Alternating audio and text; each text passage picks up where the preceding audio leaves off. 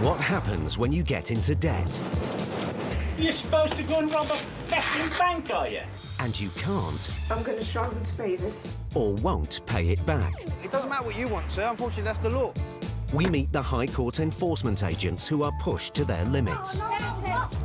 Evil! You are too down to hell! Well, I'll smash the window then. It's false imprisonment. Dealing with desperate debtors. Hello? In dramatic situations. Well, I stand here like a big man.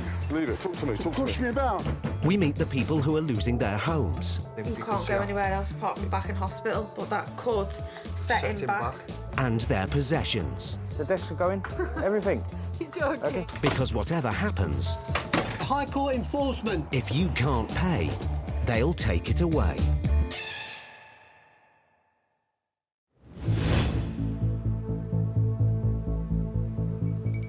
Recent figures reveal that personal debt has reached a record high. 1 in 6 adults in the UK now has what can be classified as a problem debt, and one of the most common is rent arrears.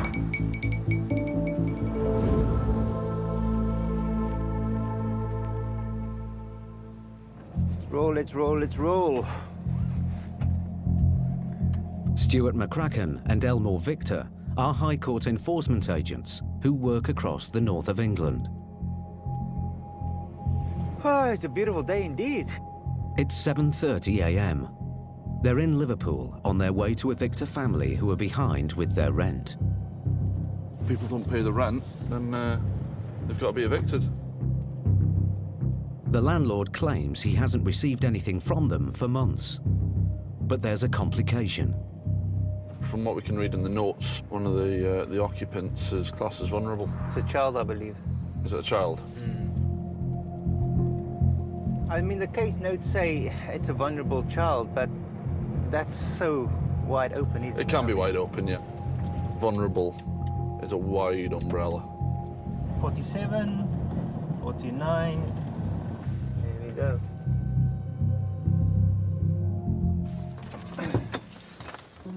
The landlord's son is there to meet them. We believe there's a vulnerable child. Yes. Well, what do you know the more history about that? Just he's on a ventilator. Right. So he has a pipe. He's got a mobile machine. He's got oxygen. Yeah. All day he said he can move. He can travel. He's Okay. good to go. Right. But they're playing the game. He can't move. He's too disabled to do it. That's why they're not getting out. We'll give it a knock and see if they're open first. If Okay. not, There's a palm back off the side, please. Right, okay. What's the names? Powell, Mark. Although Stuart and Victor know there is a seriously ill child inside the house, the writ gives them no choice but to evict the family immediately. Oh, here we go. Can you come to the door, please? The agents are met by a member of an overnight care team. There's a baby on a ventilator here. I need to put that child in a place of safety. Can you please give me an hour? We can do that. That's who not a are problem. you, by the way? We're High Court enforcement agents. We're here now to take over the property. Right, okay, we've got a right of understand that. possession for the property. You're not going to throw them in the street? Yeah, that's we don't throw anyone out on the street. But what we're here to do today is take possession of the property. So we'll be changing locks and they will be evicted today. But you're going to give us an hour to sort this out? Of course we will. Yeah, of course. Do you want me to come in and talk, Mr. Pell? Please don't enter this. No. No, don't. The reason why we've stepped out is simply because it is a bit of a shock. So they want to get things arranged and get things sorted, which I understand. I mean, you know, we're all human at the end of the day. We've all got families. We've got our job to do today, but this is the special case. A few minutes later, the care worker's shift ends and she leaves the house. It's on a ventilator, on life support machine. Yeah. Well, I understand that, but... But what? It's a delicate situation. Stuart wants to explain the process carefully to the family. We'll try and give you as much time as possible, because I know it's not the best situation at all. Right. So the best thing for you to do now is pack like an overnight bag, something like that. You can come back and get your stuff, simply just change the locks. Okay, so it's a horrible situation, I understand that. He knows we've got an ill baby. Yeah. He knows the situation, he knows we're waiting on the house. Yeah. He was just pissed off because we couldn't get out by the time he wanted us to. There's nothing I can do. What if we decide that we can't go? In the nicest possible way, you will be leaving today. Okay. It was a very difficult situation for me to deal with. You've got to start thinking from the tenant's point of view, not just from the landlord's point of view, that there is a child here that is dependent, his life is dependent on what you do, on what your actions are. An hour after they first arrived, the agents go back to the house. Oh, yeah, you're all right. Are we able to come in? Do you have to? We're sorting stuff out. We would have to come in. Like I said, we're not going to be intruding, we're simply just going to come in and have a chat, that's all. Once inside, the agents have legal possession of the house, but they're in for a shock. Do you want to come in, man? Oh, yeah, you're all right, just pass us all. So yeah, we're just part of the Alter Hay team that manage Riley's care. Yeah. Sorry, mate, keep out your way. It's all right. Riley is nearly 2 and needs round-the-clock medical care. He can't breathe on his own and is on constant life support. He lives here with his father Mark, mother Claire and big brother Callum. He's a beautiful boy, isn't he? Yeah, lucky to have him. We found out on a 20-week scan that he had a heart problem because his heart was back to front and it's in the centre of his chest. Oh, right. Because he's got one small lung, so obviously it hasn't pushed it to where it should have been. Because his heart, when they're 8 weeks old in the womb, your heart's meant to do a 360 degrees turn. Right. And his has only done half. When he was born, he didn't think he was going to live. He has to have a ventilator to help him breathe.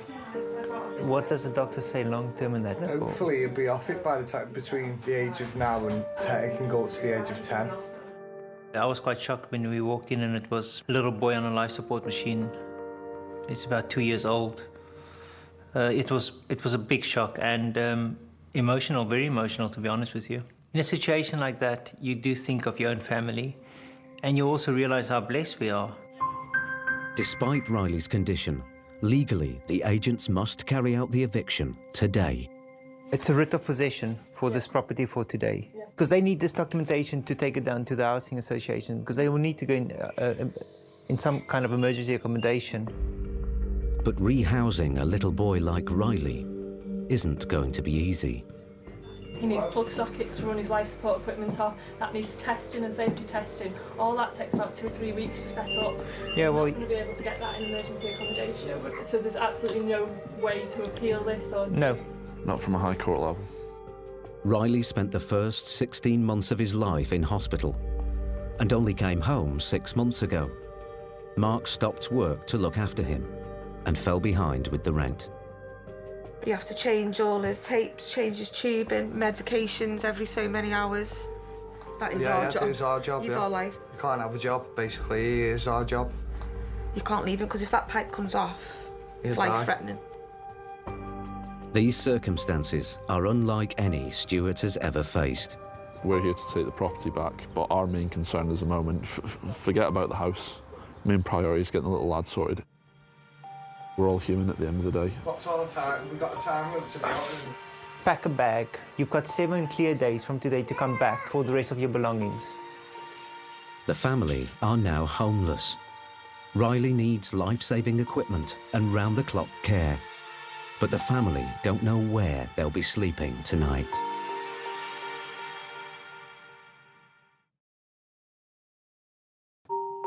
Now, the family have to make a crucial decision. As there is little hope of finding emergency accommodation suitable for Riley's life-saving equipment, they have no choice but to admit him back into Alder Hey Hospital. We have to wait for an ambulance to take him into hospital because we can't go anywhere else with him. He can't go anywhere else apart from back in hospital, but that could set him back. He can stay at home. He doesn't have to go into hospital, but now he has to go into hospital, which is wrong.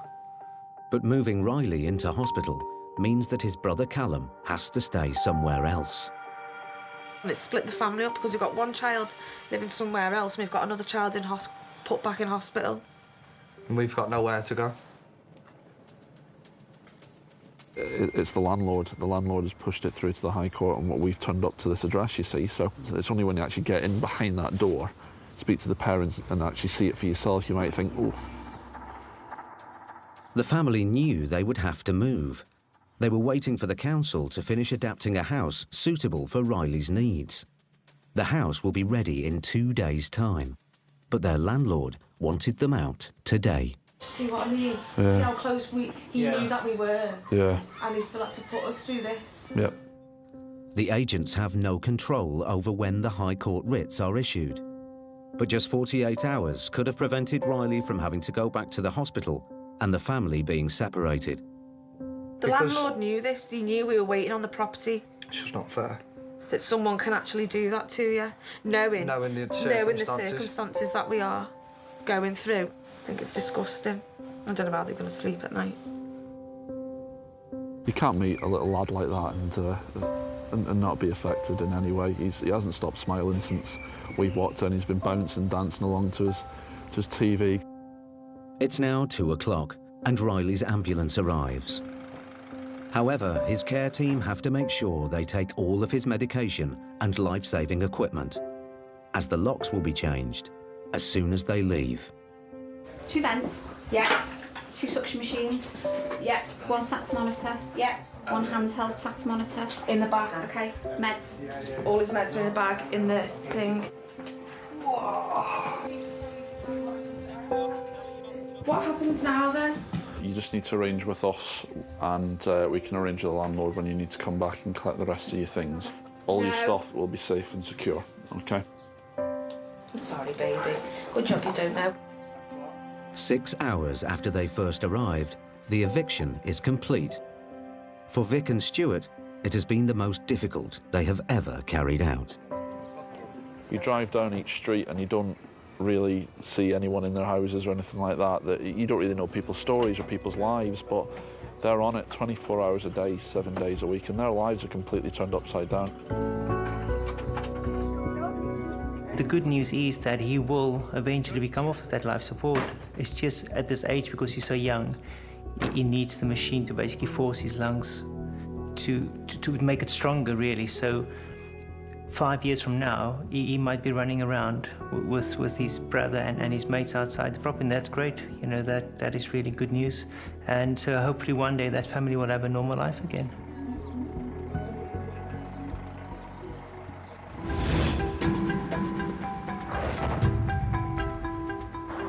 The latest research shows that despite the economic recovery, 15 million families in the UK are financially living on the edge.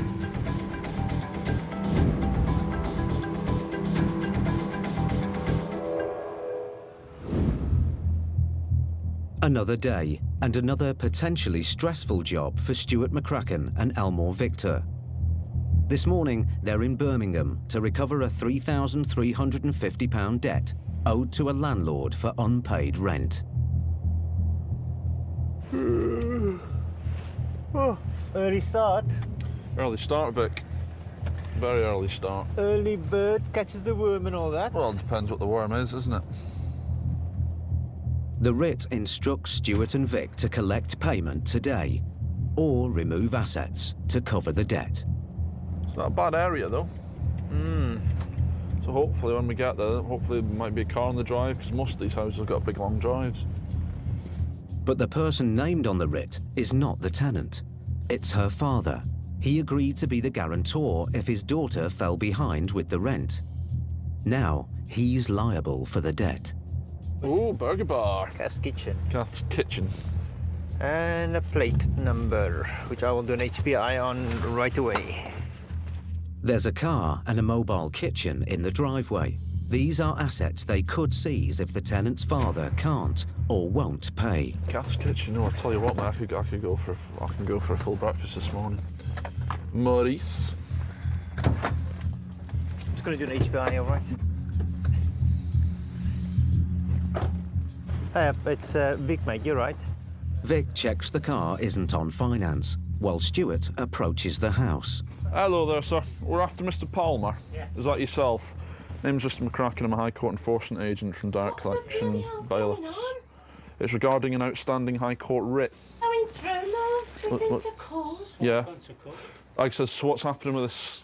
You said it's going through court at the moment. Yeah, I've been there to court. How long ago was it? Oh, you went up there last week, love, and last week? Yeah. I've been up there before. I've been up to the court to say that how much I'm willing to pay. Yeah. or Okay. my circumstances. The fact of the matter is, because it's been transferred to the High Court, we are now here to take control. We're here to take control of goods unless payment is made. What can you take? The total amount outstanding is £3,349.75. It is. It's 2,200. It's, yeah, because it's been transferred to the High Court. There's no fees involved. Why haven't we been informed? You would have been informed. We haven't been informed. Yeah, you would have been informed. How? The debt started off as a county court judgment, which can be paid in instalments. But the landlord wanted his money back fast and escalated the case to the High Court. My daughter wanted to rent a house, but I signed as guarantor for her. She didn't... Keep up with the repayments, and so they come to She you. missed a month's repayment, but she got in touch with him. She told him all this and said, oh, look, I haven't got the money. She changed the circumstances. Her husband's split, and he took us to court. Then, when he got to court, he said that she'd missed 3 months. Yeah. No, I know my daughter. My daughter wouldn't miss 3 months' time, knowing I'm the guarantor and would have to pay it. You know, so we went to court. They turned around and found in his favour. Now, I've done everything by the book. I've told them that I can't afford to pay. The High Court would have sent warning to Mr. Palmer that he needs to pay immediately. But the agent's visit has come as a shock. The fact of the matter is that if payment isn't made, we will have to take control of goods. So You'll have to go back to the court. We're not going back to court. We're here now to execute a High Court writ. So you'd need to make a payment. Okay, that's the letter that's been sent out on the 12th of the 5th. Tell you what, he's a right bastard, and I don't swear he's a right bastard. I can give you half an hour to see what you can do with regards to funds. Money. We'll have to take control of goods then, including the assets on the driveway at the moment. That's my son's. That's my wife's. We need to get proof of that. You need to get proof of that. Well, my son's in Las Vegas at the moment. Right. Okay. Well, what will happen is the vehicles will get removed today. Okay. We need to see some documentation for that. We need to see some proof of that. You can establish in the first 10 minutes what's important to them and what's not. And you've got to play on that, unfortunately. You've got to find out what is valuable to them, what they don't want to lose. But everybody's got pressure points. If someone's got a car and he doesn't want to lose his car and it's free of finance, you've got two options. You're either going to pay or we're going to take it away. It becomes clear the defendants can't pay. Yeah, I need this ASAP, mate. Seizing the vehicles could be the agent's next option. Vic hears back from the finance check. Right, cheers, thank you. It came back free of finance. So he allowed by law to remove it, unless they can produce paperwork showing that it's in, well, the lady claims it's in her name. So if she's got a sales invoice or anything like that in her name, we won't remove it. You've got a catering trailer there that's worth, in my opinion, maybe £5,000 if it's got the equipment in it.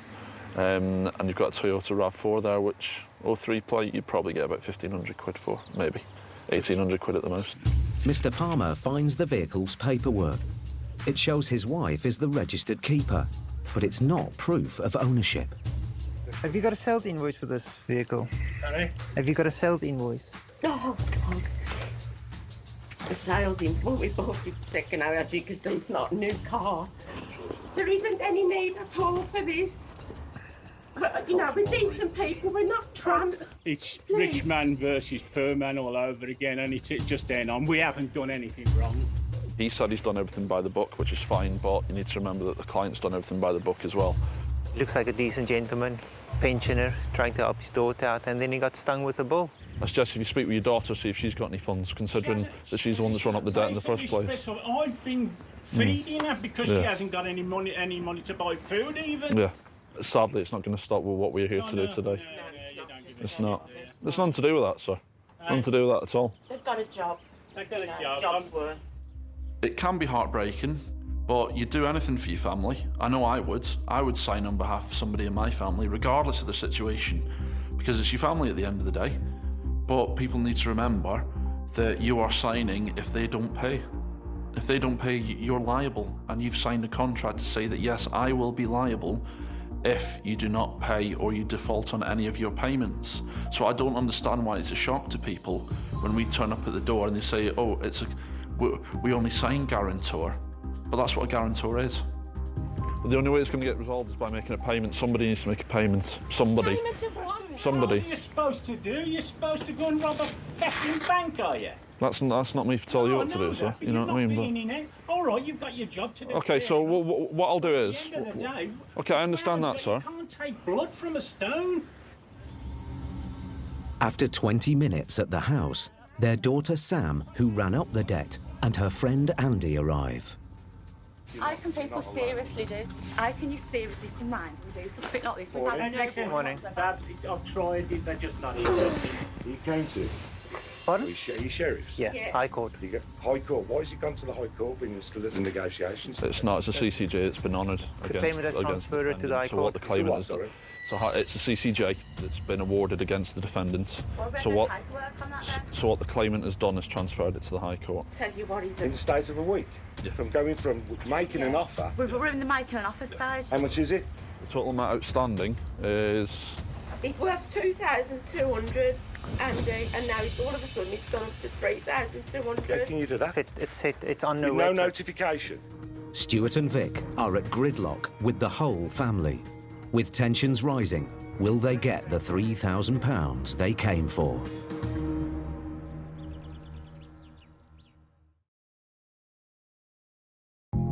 His daughter and her friend arrived to back him up. How can people seriously do? Now a simple debt recovery has turned into a standoff. You haven't notified these people that this is going to happen. A letter has been sent out. A letter has been sent out. When was the letter sent out? 12th of the 5th. Notice of enforcement was sent to this address. So hang on. So he's kind of gone, he's jumped the gun. Yeah, but you can do. He's jumped the gun. I mean, he's that's took a legal stance and he's jumped the gun. I wouldn't say jump the gun. The second it's awarded against you. He's used the law to his. He's used the law to his advantage. Isn't that what the law's there for? The law's an asset. If the payment of £3,349 isn't made in 20 minutes, we will be taking control of goods. Hang on a minute. Can I have a look at the? Yeah, of course you can. Yeah. Normally there's a good cop and a bad cop. Because Stuart is taking the lead of the case, he will be portrayed as the bad cop. I normally try and calm the debtor down because he won't have a beef with both of us. He will normally focus on one of us and take his frustration out on that agent. That will give me the opportunity to try and calm him down. Normally take him by the arm and just say, let's step aside, let's work this out. It's £3,200 and whatever pennies. If we come to an agreement today, you make some kind of there has to be a payment today. There's no doubt about that. To stop any action from removing vehicles. Which has Stephen here, I tell you. It's a stalemate. But then the daughter's friend makes a surprising offer. So you're in position to cut a deal. What kind of deal? Amount. What kind of deal? Well, they agree to paying that in court. Right. I'll give you that right now. No. There needs to be the full amount. If not, it's removal of goods. Right, OK, I'll pay you now. OK, how can you make the payments? Debit card. Debit Pay the card. whole lot now. Pay the whole lot now. The family friend has agreed to pay off the debt. This man has took full advantage of this old couple. Sam rented a house off this guy. He was very naughty with the way he's kippered her up regards payments, regards damage to the house. She actually done the house out. He's gone after and gone for this debt. But to try and enforce it onto her mum and dad, who are retired people, not good enough. I'll take the notice off the vehicle, eh? I'm just a friend of the family, just trying to keep everybody happy here. So if that's go through, so should we have the signal? I've taken the notice off the vehicle. According to us, this is the end. These aren't people who are trying to run and hide. These are people who are trying to deal with things. These are genuine people. These aren't duckers and divers, we're just the dealers. I would have helped them out. They're too proud. That's the problem. Yeah. Unfortunately. I appreciate your level head, sir. Got to be level-headed. All the best anyway, though, sir. All the best to yourself. I think he is a genuine guy. He's trying to help the family out, which is fair play to him. But at the end of the day, it is what it is. I think we got a good result. The case is resolved and the family's cars are safe, thanks to their daughter's friend.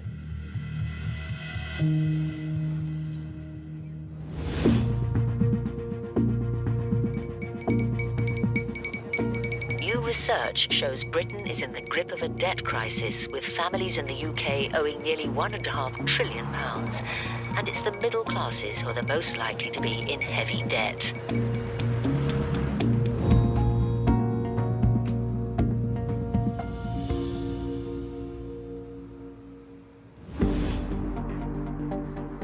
High Court enforcement agents Brian O'Shaughnessy and Del Anglin are in Kent with a writ to collect just over £2,000 owed by a business selling novelty globes, Globy Limited. But first, they must find the right address for its director. So what we've got here is an individual very difficult to track down. He's got numerous addresses, prior residencies, just messy, evasive. The business owner, David Sinclair, seems to be linked to several addresses, so Brian does some research. 46-year-old David Sinclair, an accountant. His idea was to put a city map onto a globe, something he realised had not been done before. The result is the Globy, and it is now selling in thousands across the UK and around the world. Father of four sold 2 properties to allow him to invest £400,000 in the project, but yet can't pay an original debt of £2,000 to the claimant. It's a bloody joke, isn't it? Brian finds the globes are being sold through another company, Globy International, but with no address, Dell turns detective. Globy. Yes, good afternoon. Can you put collages on globes? Collage, as in what? What, pictures? Pictures. We can do, yes. Where could I come to see your works? Well, you can see them all online. I mean, we don't actually have a shop ourselves. So if I wanted to, where would I send the details to if I wanted to send you an order or something? It might be a one-off as a present for my mum's birthday. It's her 80th, so... Well, you could, I mean, by all means, I mean, if you drop me an email of what you want, and I'll get a costing for you. Okay, thanks very much. That's all right. Okay, cheers. Thank you, bye-bye. He didn't give anything away there, did he? That was a bit clever, a bit smart. Mr. Sinclair still seems to be in business, but with no confirmed address, Brian calls the office. Hello, mate. Yep. OK, we're off to Globy Limited. Just spoken to him on the phone. After a search, a colleague unearths an address. Oh. After all this time. You just made my day. So the office is handy sometimes. Very much Let's so. get down there, come on, let's do it. OK. Chocks away. The plot thickens.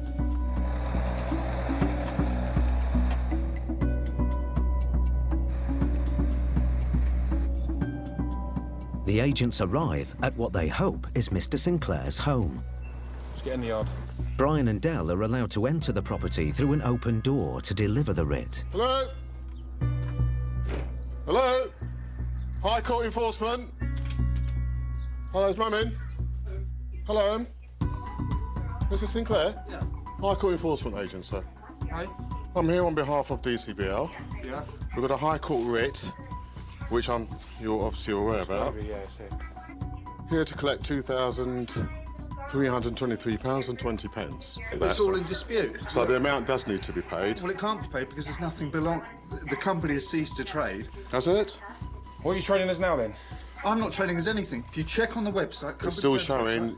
Still showing on there active proposed to strike off, correct? Well, still trading. Still trading then, isn't it? It's not trading. Mr. Sinclair claims that because Globy Limited has ceased to trade and is about to be dissolved, he's not liable for the debt. The agents want to find out more about the company Dell called earlier, Globy International. Well, Globy International as well. Globy International was a company that my wife set up at the beginning of 2012 when my wife and I temporarily separated. She got money to set up a business, which she did. My business, Globy Limited, I lost my father, I lost my house. We then decided we're going to try and give it another go because we've got the children. But Globy Limited has gone. I understand that, sir. Yeah? Look, I just want to cut to the chase, OK? When I phoned you, we spoke about whether or not you could provide me with something, right? And the indication was yes. So let us cut the nonsense, get down to the nitty-gritty, right? Because you would have been quite happy to have done business with me had I... Was it you? Yes, it was yes. me. So therefore, all this nonsense about it not trading and all this is rubbish. Because you answered it. You look. If I'd put an order in, I'd have got one from you. Globy Limited has gone. Well, that's how you answered it, Globy Limited. Because Globy is the logo. I prefer to have a look around your house and see if there is anything here belonging to the company. Is that OK? Yeah, you can get round through the back. Let's have a look then, sir, because we're wasting time, really. Feel free to have a look. I'll leave the door open. Thank you very much, Tom. I'm just going to phone my wife. No problem, that's fine. Dell believes that David Sinclair is still trading. If he can't or won't pay, the agents can seize business assets to the value of the debt. He's got globes here. What do they sell for, do you think? Hey? Just need receipts for the stuff, then that's it. Well, I don't know what you want to do. There's a few bits and pieces of a globey there. The agents find some leftover stock, the result of a business venture gone wrong. When I had a prototype of our first globe back in 2009, I think, and I went to John Lewis, and I badgered to get into John Lewis for them to see me for ages, and eventually they let me in. And I remember the guy, and he said, we'll probably place the first order for about 10,000 units. And I remember walking back to the Victoria train station. I was walking on air. I thought, fabulous. And then the economy imploded. They ordered 500. I probably got carried along with it a bit too much, which subconsciously, I suppose, was greed, thinking, you know, we're going to make a few million quid overnight here. But the unused stock is not enough to cover the debt. Mr. Sinclair, is there a reason why you don't want to pay this woman her money? She had invoiced me over the course of a couple of years, roughly, I guess, 20 grand, and she got paid about 18 of it. And the reason, as I said, that the rest, the other 2 grand or whatever it was, didn't get paid was because the company had ceased, and the reason it had ceased was, A, because, you know, I lost my house. If I'd had funds, I would have paid it. You know, I lost my house. The personal problems I had, the company had ceased to trade. Mr. Sinclair's wife and children arrive home. Hello. Nice dog. What's your financial situation at the moment? I've got a pop. Right. I've got one. And I can go and get. I don't disbelieve you. I've got no reason. I've got no reason to disbelieve you. I don't disbelieve you. The agents now have to make a decision. Can I just have a quick moment with my colleague? Just cut me. If you could just go in there, that'd be great. Yeah, whatever you want. Yeah, that'd be great. Thank you so much. Cheers.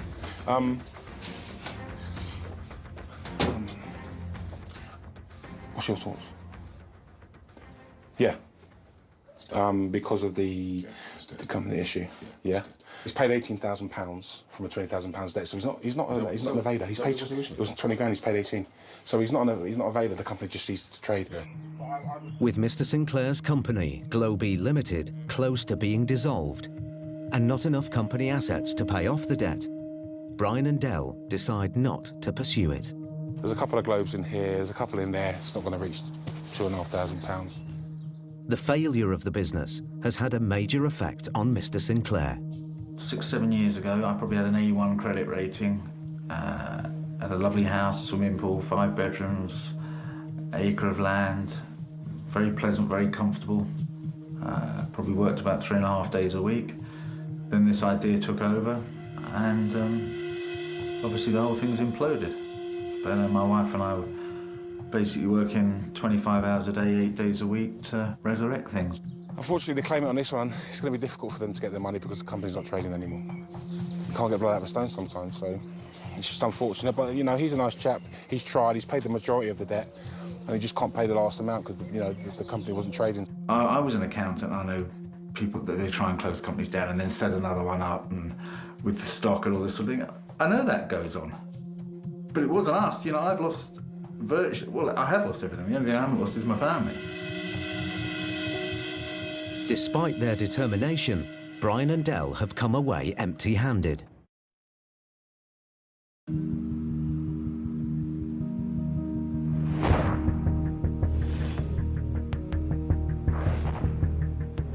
More than half of new small businesses in the UK are failing to survive longer than 5 years.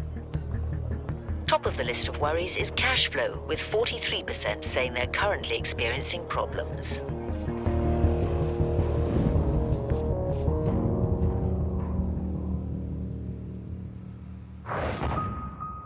Chesham, Buckinghamshire. Right, what are we doing now, Dan? We're going on a revisit, aren't we? Brian and Dell have a writ to collect a debt of over £4,000 from a business that recycles second-hand airline seats. Yes, it looks like we're going to SD Aviation Aircraft Interior Recycling Limited. It's not the first time Brian has tried to collect the debt. Yeah, Kevin and I attended this one. This was, we've got lots of aircraft seats and parts of planes. Okay. Which are quite valuable. The money is owed to a supplier that the business failed to pay. I'll just tell him that the sun's shining, please don't make the thunder and lightning come. What's wrong with you? On their first visit, the debtor, Aaron Day, claimed he couldn't pay. This time, Brian and Dell want results. The warehouse is full of potentially valuable aircraft seats. They could seize to offset the debt. The agents find Mr. Day sitting in his office with a colleague. Afternoon. You all right? I'm good, how are you, sir? Yeah, good, thanks. High Court Enforcement Agency, you know that, yeah? Yeah. I understand there was an issue last week because, I don't know, cash flow or whatever it was. Exactly, yes. Okay. It's got to be paid today. I haven't got it here, mate. We're going to have to seize assets then. You've got to pay it. We said you were going to pay it Friday and then Monday the latest. Yeah, I know, but it just No, didn't come in. Can anyone help you with it to get it paid today? And then you pay him back? Anyone at all? No, I can't do that. I've exhausted my channels. The bank won't help you then? No, I've got this guaranteed 15 grand coming in. I know that, it's just not hitting the time frame. Mr. Day says he's waiting for a £15,000 payment from HM Revenue and Customs. Do you know if the HMRC have actually sent out the cheque? Yeah, they have. The HMR system says it's on its way. If you can't pay this today, we're going to look to take control of goods, get some trucks in and remove them. Mr. Day claims he can't pay, but then he makes the team an offer. Yeah, you can take 4 of those seats, and that is No, we'll grand. I'm not an expert at it. We'll have a look around and we'll determine what we're taking. When you explain to a debtor that, you know, you're going to take control of their goods and possibly remove them, you really see what they're made of. And what I mean by that is you'll see the individuals that will scrimp and scrape, make that telephone call, try everything tooth and nail to prevent that action. Yeah. What would you take today? Everything. The contract's with British Airways. BA's assets. Cool. So you wouldn't be able to touch that. So why is BA's assets in here? What's the contract? What's the conditions? The contract is I buy those. Right. And they're holding here. As soon as I pay them, they're mine. So it is technically, legally, underneath the contract, BA's stock until I pay for it. After first offering them some stock, Mr. Day now backtracks, claiming the airline seats aren't his after all. Dell is suspicious. Right, Brian, the issue is the goods are his. Believe me, right? We take those goods, it's his responsibility. He still has to pay for them. He still has to It's like a loan, isn't it? That's his issue. That's not our issue. With no offer to pay, Brian decides that seizing assets today is the only way to clear the debt. I don't want to wait any longer. And if he can't pay it today, I'm going to take control of goods inside his warehouse. Apparently, it's quite expensive stuff. £150,000 worth of stock in there. But I'm not an expert. I don't have a bloody clue what I'm looking at. Brian calls a colleague, Paul Bohill, for advice. Hello. Paul, it's Brian. How you doing? All right, thank you, sir. I'm in a place at the moment, commercial property, and they deal with plain spare parts. I'm just basically calling up regarding, you know, the value of this kind of stuff. It's such a restricted market. Yeah. I would value the stock at less than 10%. At less than 10%, yeah? So in other words, if you're looking to recover 100 grand, you'd need £1 million worth of stock. Fine. So if I've got 4 grand there, what we're looking at, 40 grand. I'd really go over the top because it's such specialised stuff, hypothetically it could end up being sold for scrap. So basically you're talking about clearing him out then, really? Yeah. All right, that's great. Cheers, Paul. It seems that while the stock might be valuable to Mr. Day's business, it could be hard to sell. And Brian has no idea how much the seats might fetch at an auction. It's not looking good on the following basis. Because your goods are quite specialised items, we might not be able to sell it at all.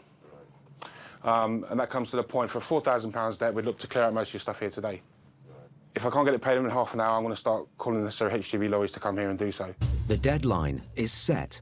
The next 30 minutes could make or break Mr. Day's business. You don't run a business like this without having some form of contingency fund. You're just going to have to dig into it. But Mr. Day then presents the agents with a bombshell. He says his colleague has spoken to the claimant directly, who's given him more time to pay. Don't worry, mate. I'm embarrassed as it is. Don't worry.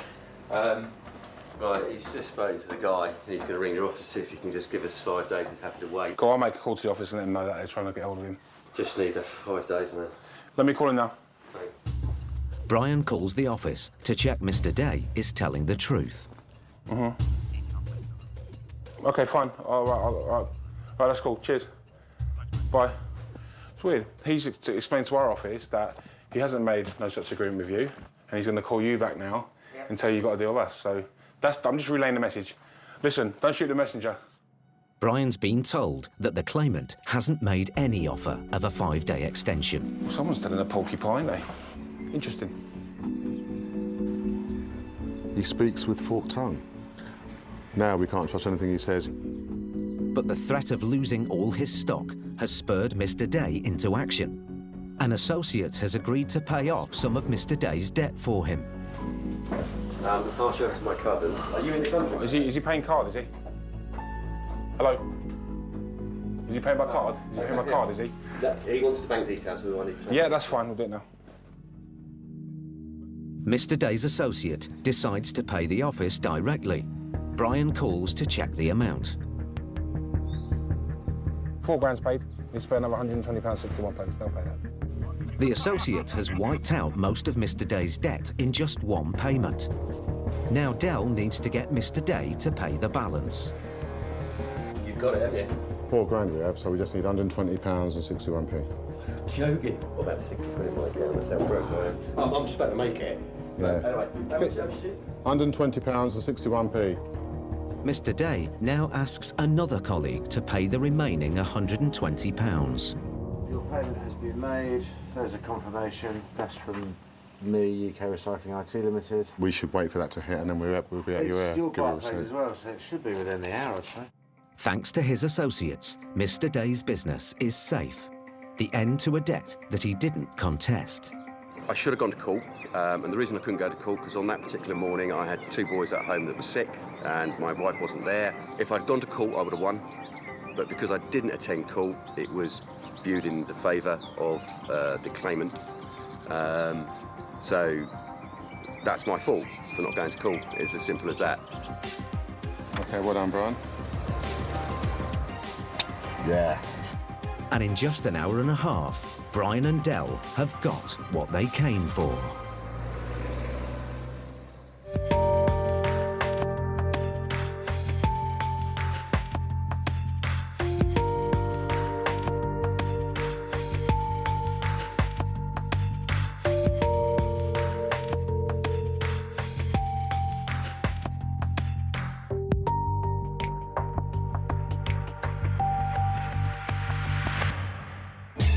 Next time, Steve and Paul meet a tenant who won't budge. Hello. The first thing they do is, once they see us, good morning, they break down in tears. Brian and Dell's patience is pushed to the limit. We're not idiots, you know, and we know what's probably gone on. All I want's the truth of the matter, and now we're getting somewhere. And Kevin turns detective. Don't believe a word he's saying to me. He's just lied to me since the minute I walked in here.